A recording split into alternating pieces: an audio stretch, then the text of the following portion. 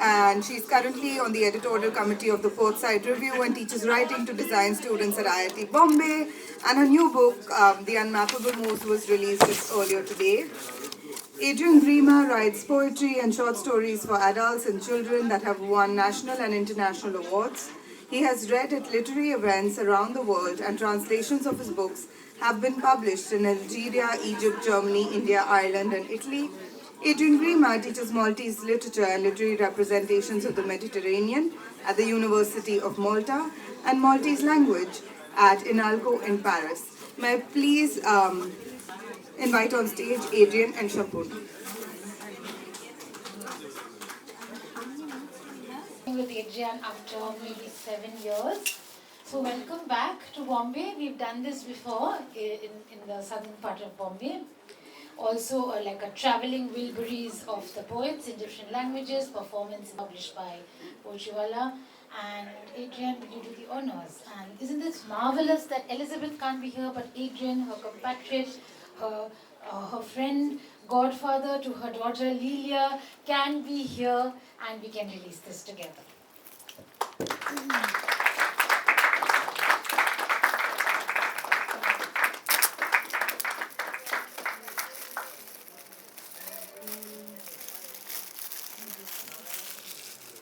So here it goes. This is it. Between Seas by Elizabeth Grech, translated from the Maltese by Irene Manjon. Translated from the Maltese by Irene Manjon. Here it is. I asked Adrian for a treat. He's going to read one of the original poems of Elizabeth in Maltese, and I'll read the translation in English. What a lovely production. It's so beautiful. I was so happy to see this version. And this is the original version in Maltese, which I brought over to read a poem from Elizabeth's. Shall I read it now? Yes, please. Shall I stand there? Anything you like. If you prefer to read from there, it's perfect. Okay.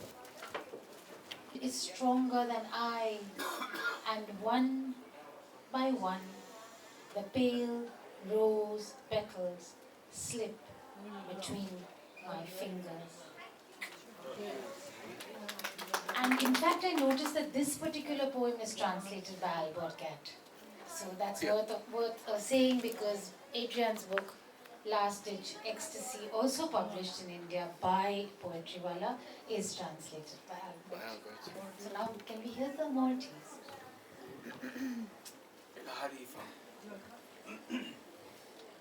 الحريفة وحدة وحدة البيتالي روزا شارتا السجرة قدامنا اتيروا مع نفس الريح هالفتيت جرانت فراجلي لفضلك نشتاق نجبرهم في حجري نجمعهم تفكيرك طريقة تياك اما الريحة السارة الريح كبر مني والبيتالي روزا شعر اتيتيرو وحدة وحدة من بي صبايا.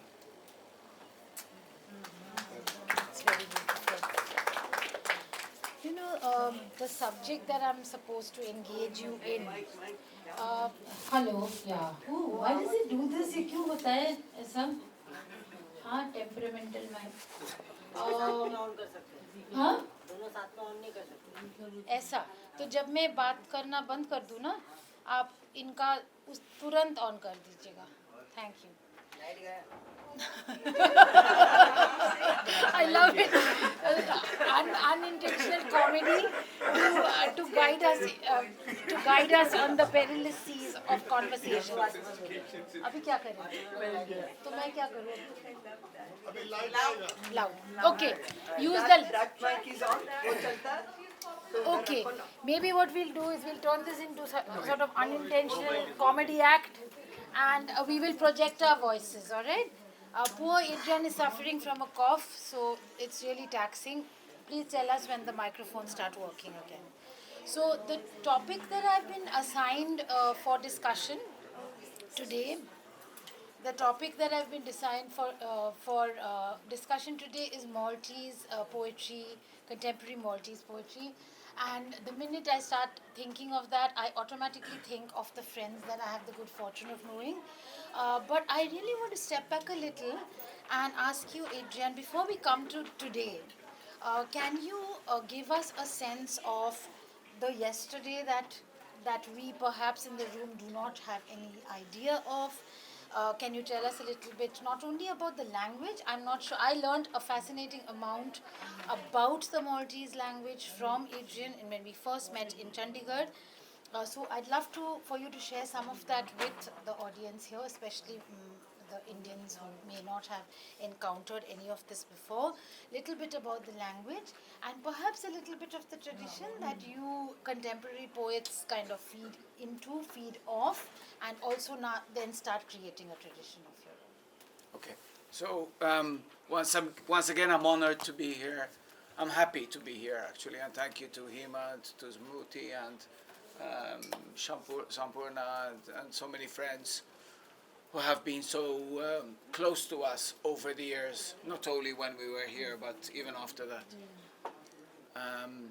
And I have to say I'm really inspired by these readings and by these conversations that I have, both the public ones and the informal ones, which I find very inspiring, both from a linguistic point of view, from a cultural and political point of view. And there are some similarities, I would say, with different parts of India. I know that India is a whole universe, and it's nothing like our 320 square kilometers of land. So you will be aware of the differences we're facing here. So Maltese language, is it working? Yeah. Okay. The lights are coming. Okay. Yeah, now try. Hello. Hardly better. Hello. Yeah, better. Yes, Okay. yes. So that you don't Okay. strain so much. Okay. So Maltese is a very old language. It's a language of 1,100 years old, probably. The Arabs came to Malta from Sicily. Now Sicily is 100 kilometers away. Tunisia is 200, 300 kilometers away, depending, because the coast is it's not, there are different points, and Libya is also very close.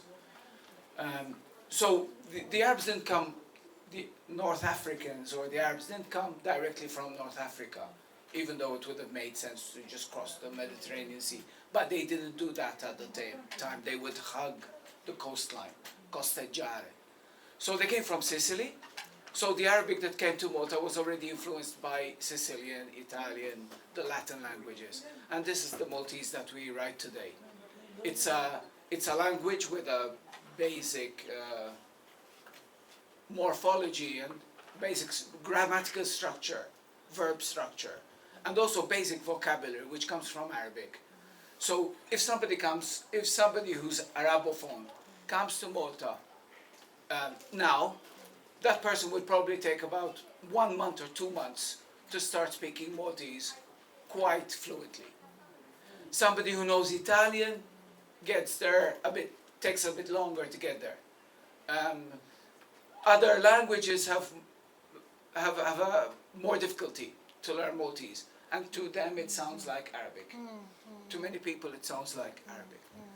So Maltese is a very old language, but it is a very young written language. So for centuries it was just the spoken language of the vast majority of all the Maltese, actually. And today it's a national language. It's the most spoken language on the island. It's the language of television, of parliament, but very often not of schools and not of, for example, the printed media. Maltese is definitely the language of our literature.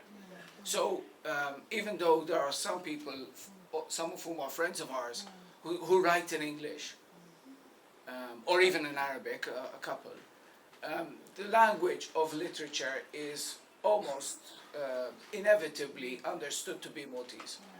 Even Maltese is the national language, English is the second, official language. And then we also have sign language, Maltese Sign Language as an official language. So the literature starts with the Romantic period 200 years ago, mid-19th century, with the Italian Romantics. There were exiles from the Risorgimento who were coming to Malta, fleeing the conflict in the Risorgimento movement in Italy, which was fighting for the reunification of Italy. So those who were fighting for the reunification for Italy would exile themselves or flee to Malta. They would print newspapers, books, write poetry, get the Maltese involved in their movement, and then go back to Italy. Then eventually in 1860, 1870, Italy reunified, and the Maltese discovered that their language, the language of their everyday speech, was actually a language they could write literature in. And that's the beginning of our literature. So our literature, Sampurna, is very tied to this idea of the nation. Very tied. So it took some time to get away from that. And I think it was mainly the generation that you have got to know. Those who started writing in the 1990s, who finally felt free from this obligation, this responsibility of writing in a language, in their language, in order to honor their nation. So this finally, there was this new freedom from this sort of national responsibility. And now you get people like Elizabeth, who lives in Paris. She has lived in Paris for over 20 years now, but she writes in Maltese. So these are people who do not necessarily equate the Maltese language with Maltese nationhood, but still feel this is their language. And even though they live away, Nadia Mifsud lives in Lyon. It's such a small country, I can almost mention all the Maltese writers. Jean Aquilina lives in London. I don't know, Carl Schembri now lives after living in Gaza for many years, now he lives in Kenya, but they all write in Maltese. So there's this renaissance, I would say. The generation you've met feel the freedom of being writers of the world, but Maltese writers of the world.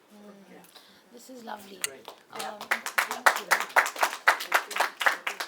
That seems to be something that perhaps finds an analogy in English language poets, for instance, who are working out of India. Because there is a sense that we also had the same historical burden, that by writing in the language of the colonizer, how are we then, how anti-national, to use the new terminology, are we? That burden was taken by the previous generation, to whom we owe great debt of gratitude. Because they fought those battles, they had to be more vocal and perhaps more strident in their assertion that either we are the missing persons, which is a very famous poem by Aditya Sawala, who is from that generation, or we are the ones who will find new ways to speak this English which we make our own. So that brings me to the second question, because I know that all of you are fluently bilingual, sometimes quadrilingual, and there is a sense of feeling completely at home in both English and, for instance, and Maltese. Do you feel, and I've noticed this a lot when I go there and I speak to people, there is a sense of home. So wherever you may go, your home is still the language. Am I wrong in that assumption? Is that something you feel wherever you go? I know you are based in Malta, and is that symptomatic of the generation, or is it an assumption I'm making as an outsider? So the linguistic the situation of languages in Malta is changing very quickly, perhaps. We're right in the middle of this big change. Within 10-15 years, 1/4 of our population is made up of people who are not born in Malta.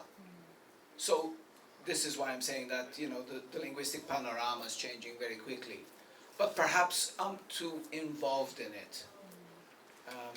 Not enough time has passed for me to be able to make, for us to be able to make an analysis. But it's complex. And I sort of, I'm saying this in a country which is extremely complex and rich in its linguistic heritage and present. Some people in Malta today feel that their language is English, and it's different in Malta because there is, I think, a clear divide. There's a clear idea that amongst many people that English is the privileged language, sometimes the language or often the language of the privileged. Whilst Maltese is the language of the people, it's the language an electoral candidate, a politician would need to use with the people to get votes, but he may not use them. He may not use the language with his children because he sends them to a private school. They speak English at home. They want to be part of the privileged class, etc., etc. It's complex, and I don't want it to sound that simple or simplistic, but it's complex. For us, definitely, language is our home. Maltese is definitely my home. And even though English will be my second language, for example, I feel a greater affinity, I have a greater feeling with Italian. And I don't know whether it's because we were brought up watching Italian television, or whether it's just because, you know, Italy's closer, and I feel a greater affinity with the kind of cultures that you find in Italy. So I just borrow the mic back. Is that, I mean, it's like for a readership, let's say an imagined or ideal readership, like for instance the one we have here, if there were ways of entering this universe, which is the contemporary universe of poets writing in Maltese, who would you suggest we read right away, apart from, of course, Elizabeth Grech and Adrian Gleamer? Who would we need to read in order to get a sense of that feeling that you're talking about, one? And two, is there a way in which you can tell us how you see yourself within Mediterranean literature? Because I know that's something that's very close to what you think about, what you teach. So if you can kind of answer that. I know we'd like to hear you read a poem or two as well. So if you could answer that. Maybe. In 1998, we created this non-governmental cultural association called Iniziamed. And we did that because it's called Iniziamed, which would be Iniziativa Mediterranea, Mediterranean Initiative. And we did that because Malta lies almost at the geographical center of the Mediterranean, almost. Reggio Calabria is said to be the actual center, but we lie at the center of the Mediterranean. And I think you could probably still say today, we know nothing about the Mediterranean. I mean, it's shameful, absolutely shameful. We know very little about what's going on in neighboring countries like Tunisia, Libya, except from what CNN would tell us, or BBC, which is hardly worth listening to. So we're right at the beginning, we're right in the middle of the Mediterranean, but we know almost nothing about the Mediterranean. And many people would say that writing in Maltese, speaking Maltese, has a lot to do about the Mediterranean, because this is where our language comes from. And these are the kinds of connections that you feel when you go to Algeria. Like, when I go to Algeria, they say I'm an Algerois. Not an Algerian, an Algerois. So I'm actually from Algiers. And of course they would say that when I go to Casablanca, they say I look Moroccan, etc., etc. And they wouldn't say that when I go to Britain. I was in Brighton recently with my son. And so this is the great, I think, the strange thing about us. We're in the middle of the Mediterranean, and we know almost nothing about the Mediterranean because we talk about what's being published in London, what's being published in New York, and we don't even know Italian writers, for example. So where are we? Who are we? Who do we want to be? That's probably the biggest question. So if you want to know what Maltese literature is about, I think the setting up of Initiamed in '98 meant that the younger writers started to connect with writers around them, first of all, in the Mediterranean, but also in Eastern Europe. Emmanuel Mifsud has, for example, very, very strong contacts in Eastern Europe, but also in India and in many other places in Australia. Um, we felt the, really felt the need to open up to the world, which was not exclusively Anglophone, for example. And this was eye-opening. So who do you read if you want to know this sense of belonging in Maltese literature? Elizabeth is a very good example. Because she's from Malta, she lives abroad, she connects with Malta, with the Maltese language, but then Nadia Mifsud also, Joan Aquilina, definitely Emmanuel Mifsud, who's the best known writer in our generation, who writes prose and poetry and who has been translated into so many languages. About this issue of language, Maria Grech, of course, because she has struggled with Maltese all her life, I would say, and she specifically started writing Maltese because of the influence of the younger writers around her, like Emmanuel, and because she wanted to connect with a language which she didn't speak at home. And that's also because she's older, isn't she? Isn't Maria older? Yes, Yeah, so Maria has just turned 80. Yeah, so she's from that generation which would have felt estranged from the mother language in one sense. So Yes. it's a homecoming for her, whereas the rest of you are at home in it. And since you mentioned Algiers, and also because the thing of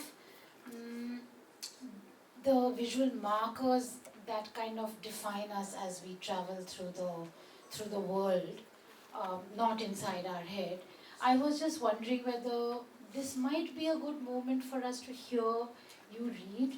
May I ask you to indulge me and read Your Eyes, Algiers? If you had other plans, I'd be happy to accommodate them. But there is something about this poem that speaks to this moment that has arisen. So. Okay. I'd like to say something else. This was the first time I visited Algeria. This would have been about 15 years ago. But there's something else I would like to say about it. There was this moment, almost like a little epiphany, when I sort of felt the need to start breaking up the language. Because like many others, I felt the need to represent the language as truthfully, as carefully as possible. I was always very careful to use the idiom well, etc., etc. And then suddenly, I said, look, sort of poetry is about breaking language, about breaking it up into pieces and rebuilding it into a new language, into a new experience, and all of that. And the version in Maltese of this poem, I think, represents this moment when I felt, look, it's time to start breaking up the language. Lovely. So maybe you could read the English and the Maltese as well, so we hear the thing, if you like. I don't have the Maltese. Ah, okay. So Yeah. okay. Your lips deciphered. Your lips deciphered in the dark, and the light stealing past the curtained window warmed my heart. Laid back against your eyelids closed, I try to glimpse the sky and hesitate to let my lips wander before them, lest you should hear them. I know you sense me still sometimes, despite the languid silence lurking in the warmth of your thighs, despite the dream plumbed from such depths that there's no knowing whence it came or what it left behind. Next morning you know nothing. Maybe you just won't tell, and I won't ask, since night and day await each other like furtive lovers, barely touching, to seek again that sky, those fingers, that hand. So you won't know how I lay back last night against the cobalt breath of sky, your eyelids caught, or how at one point I could hear my heart beat somewhere near for you, as though furtively baffled, as though it were taboo. I read the wrong poem. You read the wrong poem. You read your lips deciphered. But you know, there's something about, I love this because, you know, there is something about the taboo part. I was thinking, perhaps we could link it back to the idea of breakage, no? This whole thing, the challenge to the contemporary poet.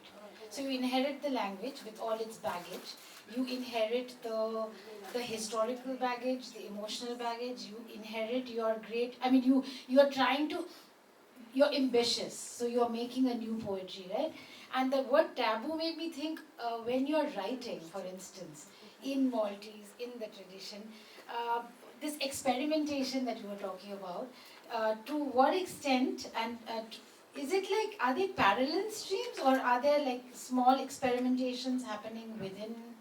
How does it work? Like, is it like, are they traditionalists, spoken word, people who are just doing sound, people who are doing collaboration? Tell us a little bit about the poetry scene.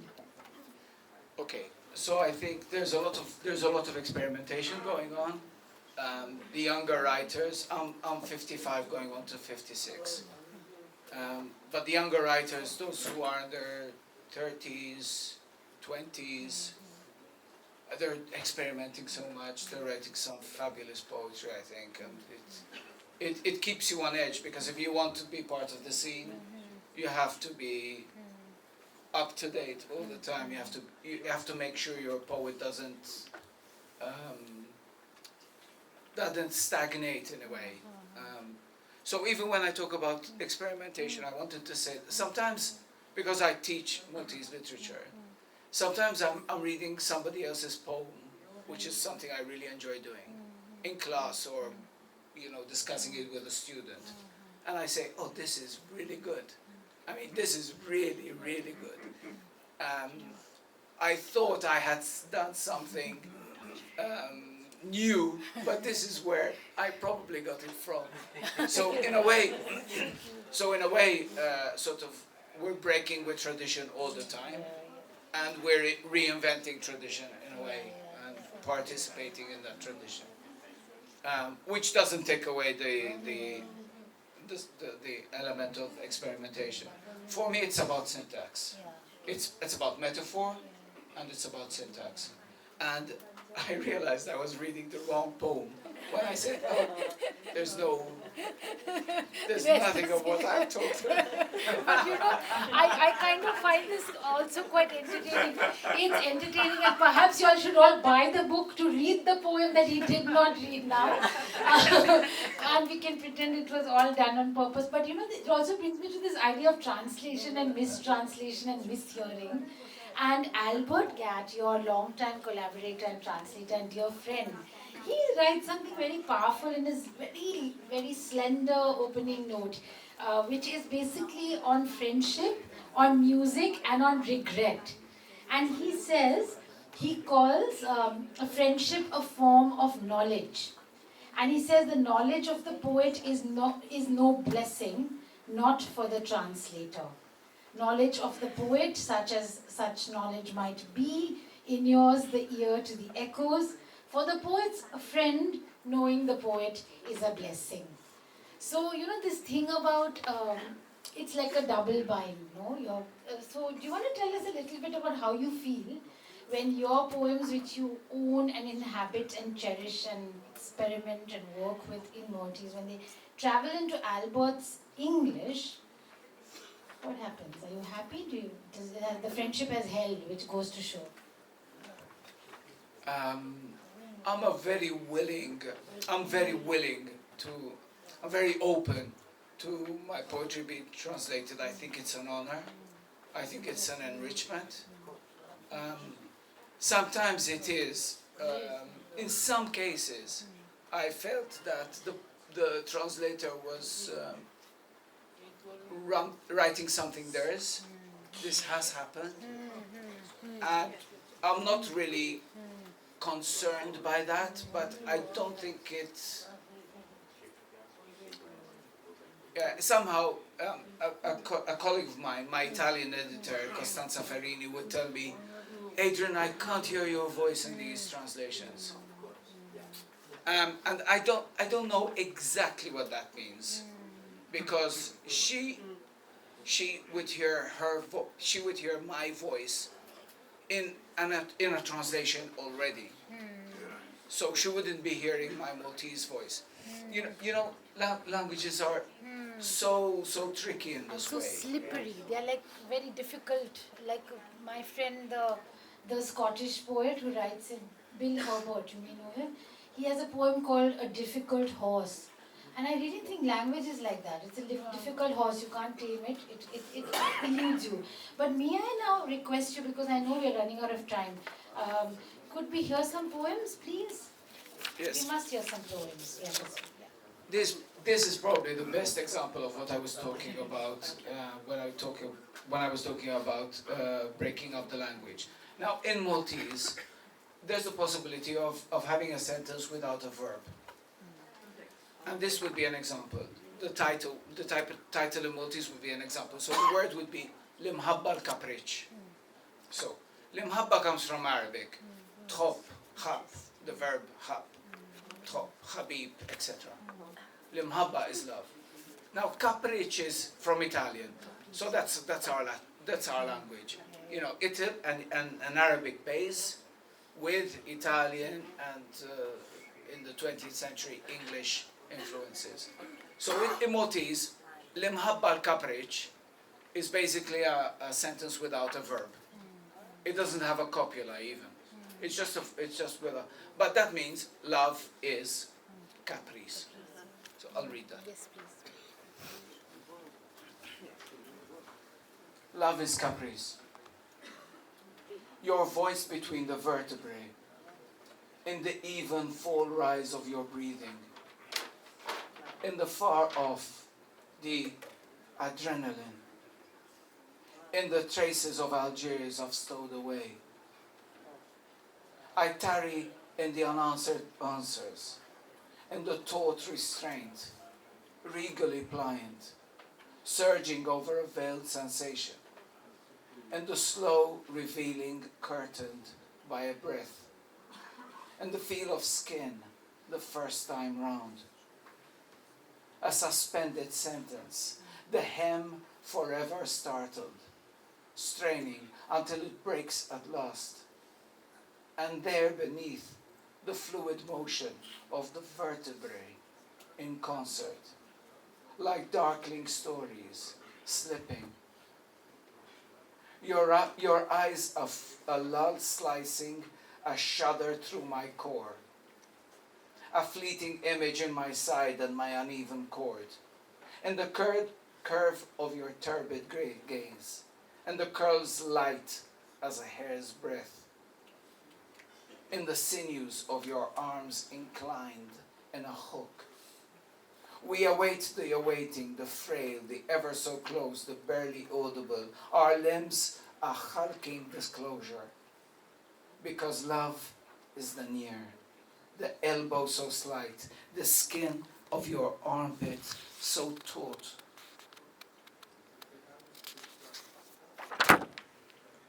Love is fear, shyness, caprice. Love is our beloving, our asking, our closing. Love is our befuddling, our wanting. Love is not there, the not, the almost.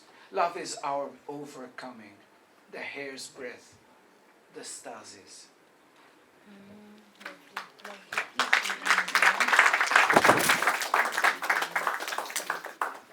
I think love is the near, and bringing the what is distant close is also what translation does.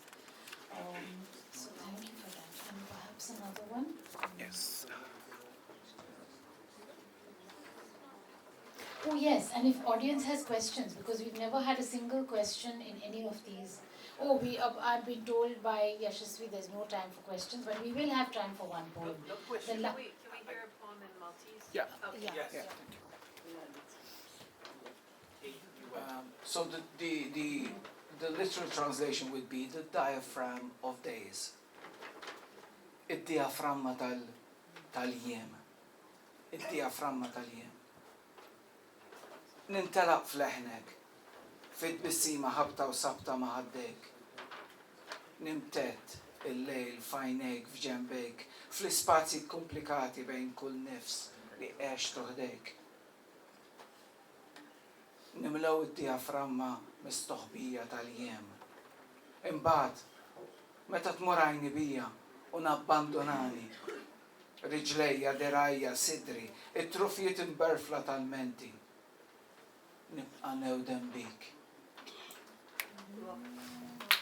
Thank you, Adrian, for bringing us the music of the Maltese language and for taking us with you. And everybody, seek out the books, seek out the literature, and shortly seek out lunch. Thank you very much.